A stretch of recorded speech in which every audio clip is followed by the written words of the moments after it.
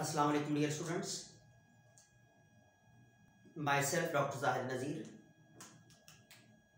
Dear students, in previous lecture we have discussed thymus and pineal gland. Today we will discuss about the gonads. जब हम gonads की बात करते हैं dear students तो याद रखिएगा गोनाड्स कहा जाता है reproductive organs of male and female. Reproductive organs of male and female. तो बेटा याद रखिएगा फीमेल के और मेल के जो रिप्रोडक्टिव ऑर्गन्स हैं उन्हें गोनाड्स कहा जाता है। और जब हम बात करते हैं सेक्सेस की तो यू नो वेरी वेल दो टाइप के सेक्सेस होते हैं, एक मेल और दूसरा फीमेल। तो बेटा male as well as female के हवाले से अगर हम देखें तो मेल में जो सेक्स ऑर्गन्स हैं इन्हें हम नाम देते हैं टेस्टिस, और फीमेल में जो सेक्स ऑर्गन्स हैं उन्हें हम नाम देते हैं ओवरीज। तो बेटा इन केस ऑफ मेल सबसे पहले डिस्कस करते हैं। जब हम सबसे पहले डिस्कस करें location in case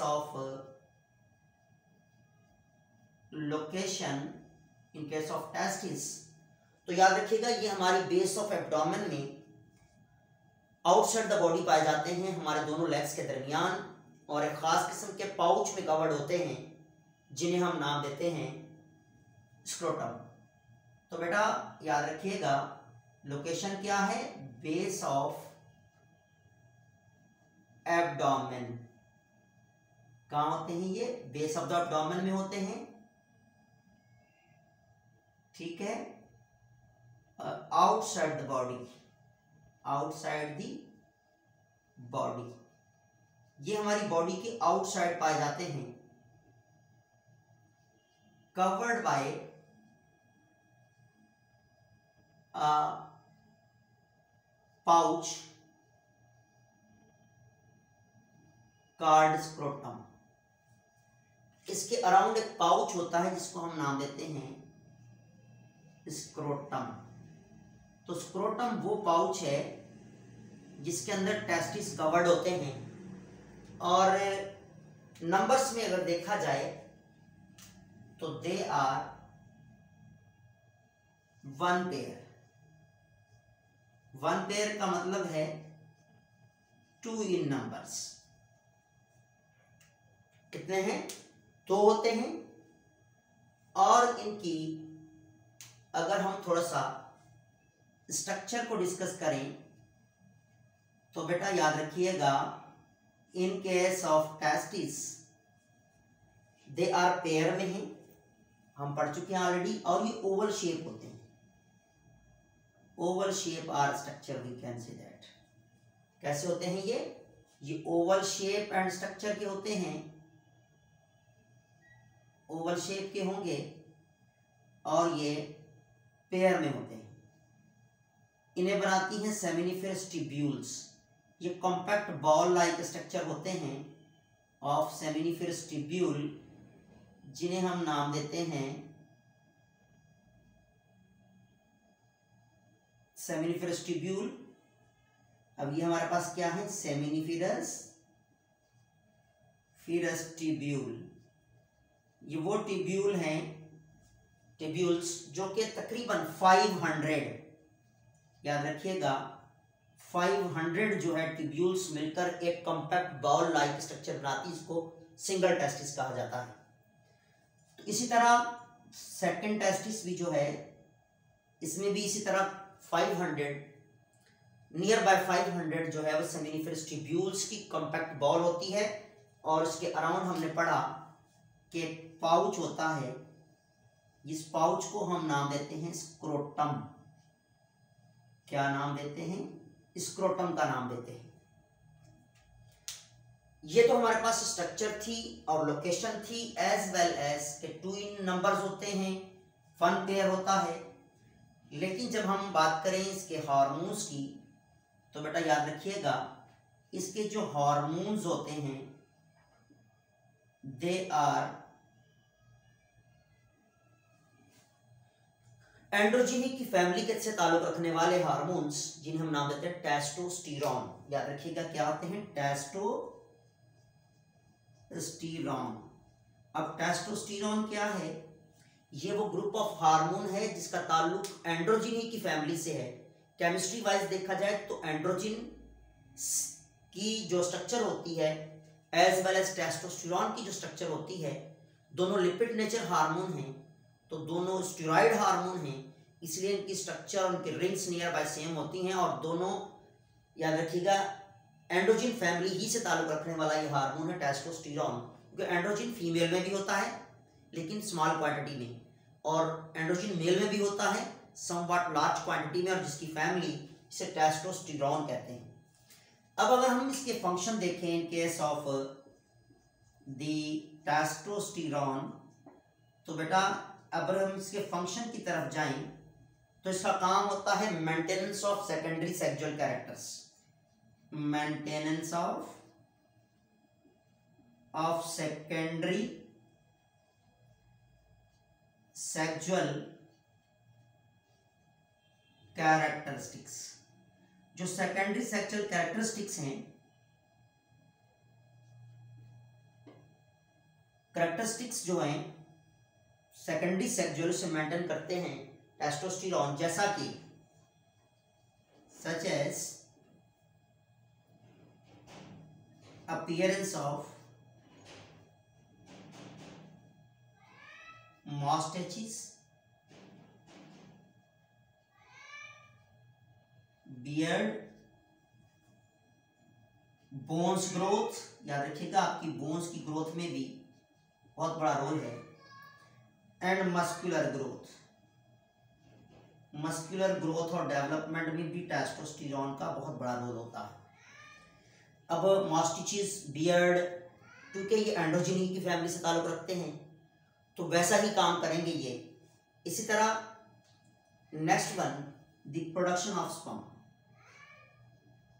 production of, it stimulate the production of sperms, और स्पर्म्स आपको पता है इसे हम कहते हैं मेल गैमेट्स। तो मेल गैमेट्स की जो प्रोडक्शन है वो कौन करवाता है, वो करवाते हैं टेस्टोस्टेरोन। ये स्टिमुलेट करते हैं टेस्टिस को कि स्पर्म्स बनाए जाएं। एज वेल एज हमने देखा कि अदर सेकेंडरी सेक्सुअल कैरेक्टरिस्टिक्स में मॉस्टेचिस है, बियर्ड है, बोन ग्रोथ है, as well as muscular growth है। ये जो कि सेकेंडरी सेक्सुअल कैरेक्टरिस्टिक्स हैं। आपने देखा होगा जैसे 13 इयर्स की एज में जाते हैं, एज ऑफ मेच्योरिटी की तरफ आता है मेल, तो मेल में बल्किंग ऑफ मसल्स भी होती है, बोन्स भी स्ट्रॉन्ग एंड ग्रो करना शुरू करती हैं ज़्यादा, एज वेल एज मॉस्टेचिस और बियर्ड का अपीयर होना। ये सारे फंक्शन टेस्टोस्टेरोन के हैं जो कि मेल सेक्सुअल हार्मोन है और इसे टेस्टिस सीक्रेट करते हैं।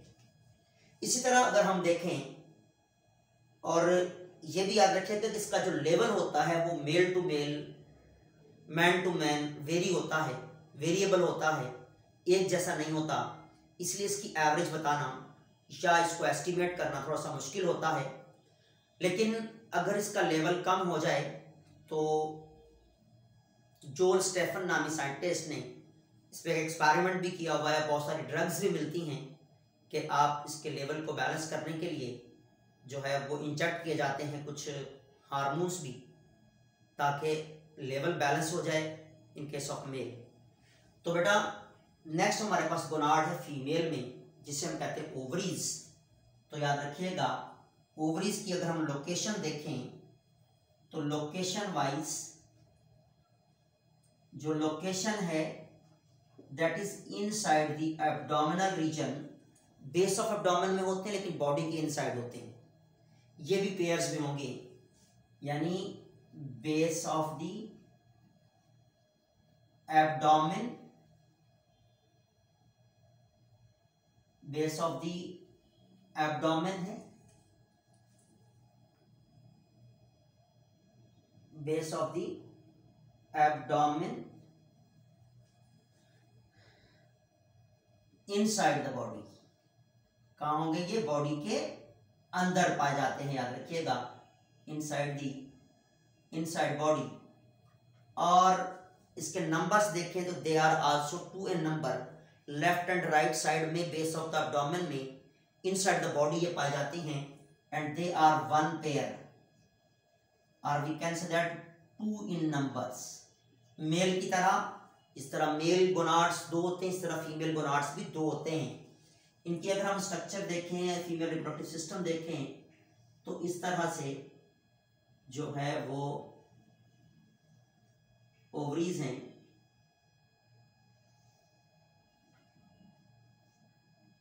And they are in pair, left side as well as right side में ये पाए जाते हैं। और ये पेयर की फॉर्म में, ये हमारे पास फीमेल में लेफ्ट ओवरी कहलाएगी, राइट ओवरी कहलाएगी, ओवरी, और ये जो याद रखिएगा इसे कहते हैं लेफ्ट ओवरी। और लेफ्ट एंड राइट दोनों ओवरीज मौजूद होती हैं फीमेल में एज अ गोनाड्स के तौर पर। तो लोकेशन हमने देखी कि बेस ऑफ द एब्डोमेन है, बेस ऑफ एब्डोमिनल रीजन है, और 1 पेयर है, left and right as the left ovary and right ovary पाए जाते हैं। इसके अगर हम हार्मोन्स देखें तो बेटा याद रखिएगा कि ये ओवरीज जो होती हैं फीमेल में, ये जो हार्मोन पैदा करती हैं उन्हें हम नाम देते हैं oestrogen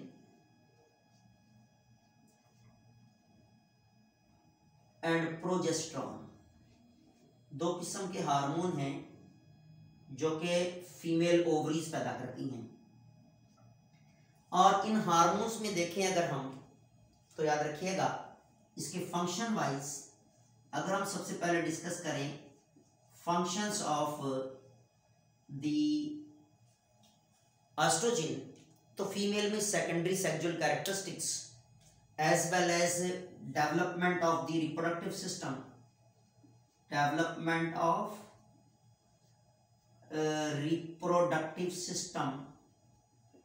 reproductive system of female की डेवलपमेंट में इसका बहुत बड़ा रोल है, as well as breast development,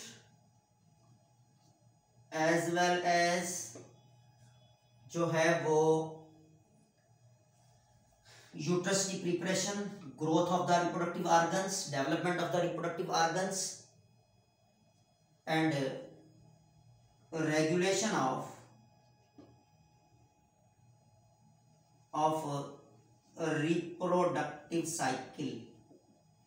reproductive cycle की रेगुलेशन। तो रिप्रोडक्टिव साइकिल की रेगुलेशन कैसे करते हैं? It helps also in, means कैसे रेगुलेट करेंगे? Helps in the formation of ovum, formation of ovum यानी एग्स की जो फॉर्मेशन होती है फीमेल में, उसमें भी इनका बहुत बड़ा रोल होता है। ब्रेस्ट डेवलपमेंट में रोल है, रिप्रोडक्टिव ऑर्गन्स यानी यूट्रस की डेवलपमेंट में इसका बहुत बड़ा रोल होता है, और जो रिप्रोडक्टिव ऑर्गन्स हैं इसकी डेवलपमेंट में इसका बहुत बड़ा रोल है। अगर हम बात करें प्रोजेस्टेरॉन की, तो वो भी ओवरी से सीक्रेट होने वाला हार्मोन है। अगर हम फंक्शन वाइज देखें तो बेटा याद रखिएगा function wise, in case of functions जब हम डिस्कस करते हैं तो फंक्शंस में सबसे पहला फंक्शन, एक तो यूट्रस की जो डेवलपमेंट है, यूट्रस की जो रिपेयरमेंट है, इसमें बहुत बड़ा रोल है, क्योंकि मेंस्ट्रुअल साइकिल में जब मेंसिस लेवल चल रहा होता है तो उस वक्त यूट्रस के अंदर बहुत सारी वेयर एंड टेयर होती हैं, तो यूट्रस की रिफ्रेशिंग और यूट्रस की रिपेयरमेंट ऑफ यूट्रस की रिपेयरमेंट एज वेल एज जो है वो रिपेयरमेंट ऑफ प्रिपरेशन और मेंटेनेंस ऑफ प्रेगनेंसी को थ्रू आउट 9 मंथ तक मेंटेन करना, as well as growth of the embryo, और एम्ब्रियो की ग्रोथ में रोल करना, ये भी किसका काम है? प्रोजेस्टेरोन का। और ग्रोथ को भी ये मेंटेन करते हैं, ग्रोथ में बहुत बड़ा रोल अदा करते हैं, एज वेल एज प्रेगनेंसी को, गैस्टेशन पीरियड को कंप्लीट होने में, थ्रू आउट गैस्टेशन पीरियड। याद रखिएगा, very first day of fertilisation से लेकर अप टू गैस्टेशन पीरियड। आपको पता है ह्यूमन बीइंग में 9 मंथ होता है, तो इसका लेवल इंक्रीज होता है हर वीक में, हर डे में इसका लेवल इंक्रीज होता है।